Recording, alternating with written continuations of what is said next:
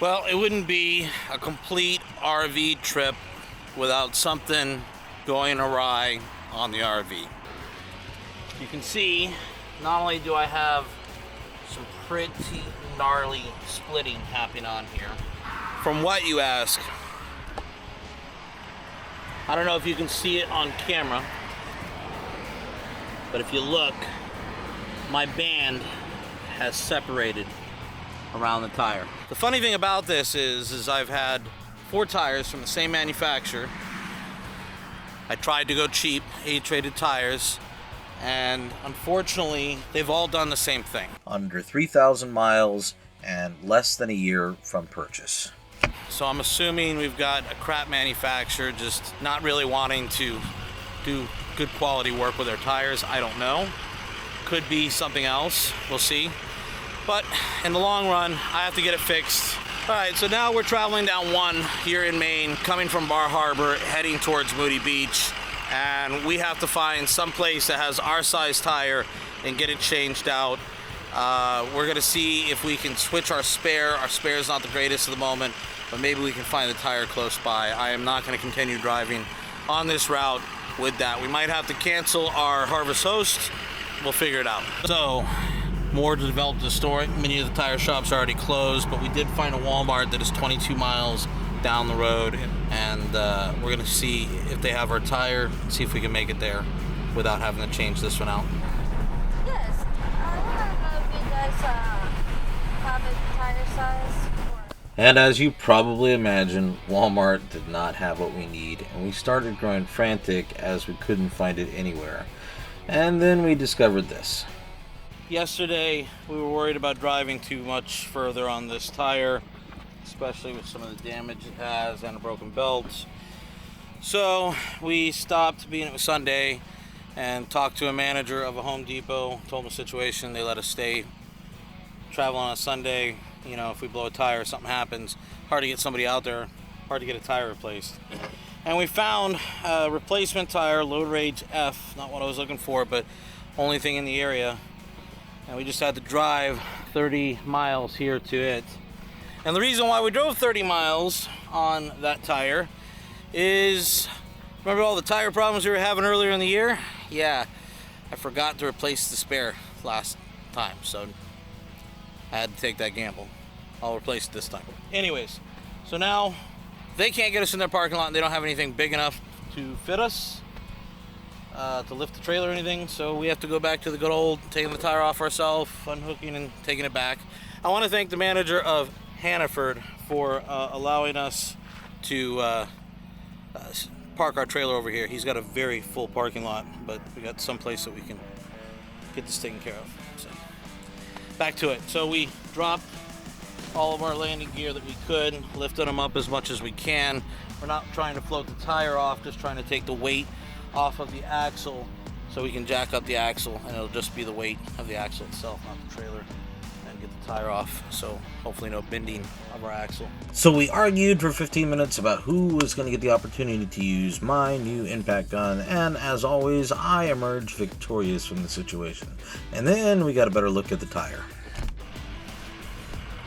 Someone sure is looking out for us out there. Look at this. Wow. And that's just from this band separate. Look at this. Gets worse around here. Yeah, that's the one I was looking at. Okay, come around here. Oh, It just keeps going. What a... Hey folks, if you get the opportunity to get a good deal on Trans Eagles, and I know there's several of you that are going to say right now in the comments, you knew that already. Don't buy these. We didn't know. This is a RV dummy mistake, and I'm having a hard time through the manufacturer getting the warranty out. You know, they didn't answer my emails for months, and then when they finally did, they said, oh, we need you to cut the DOT number off of those tires that you no longer have, because who carries around bad tires after you got them changed, right? And they knew that. They knew that. But we're going to cut off the DOT numbers on this one. We're going to get it on this one. Of course, once I give them that, then they're going to send me another email and say that I had to get the president to sign off on it or something along those lines. But yeah, we're lucky. All right, let me get this tire changed.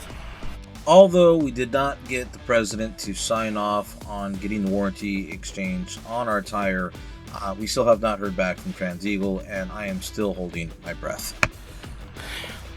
Well, we got a tire from some no-name discount tire place, which is the wrong size, load range F. About the best we can do for the moment.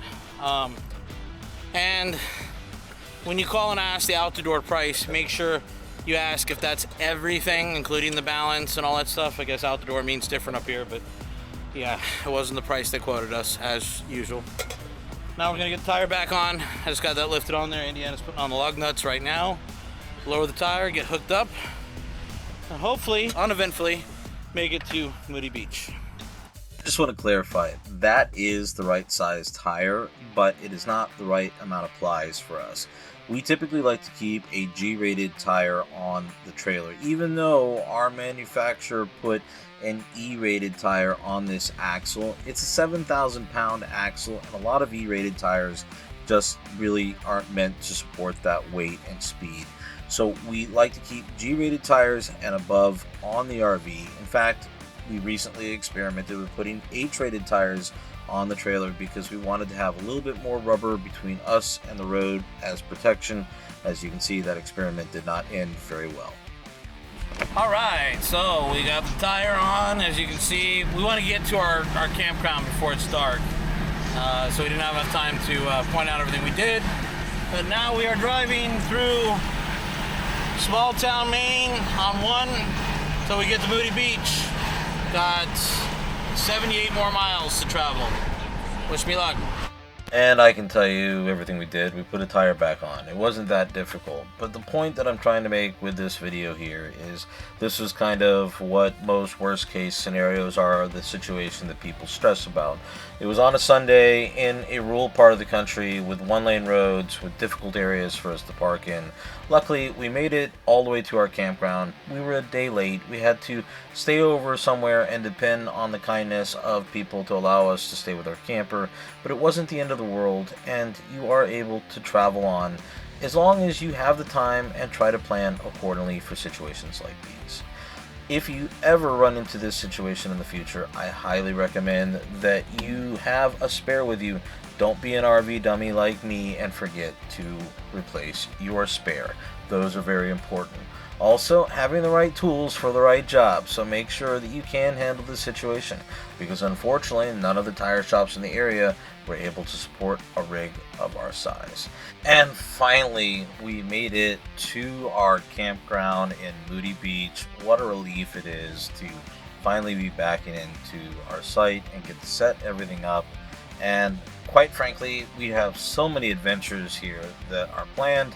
We're planning to go to Kennebunkport, we're planning to eat a potato donut, we're going to take our bikes down to Moody Beach, and so much more. In fact, one of those videos is probably floating around on the screen right now. Why don't you just go ahead and click that, watch that one next, because you got to this point here already. And obviously, you didn't mind this video so much, so if you could, hit the like button. Anyways, thank you.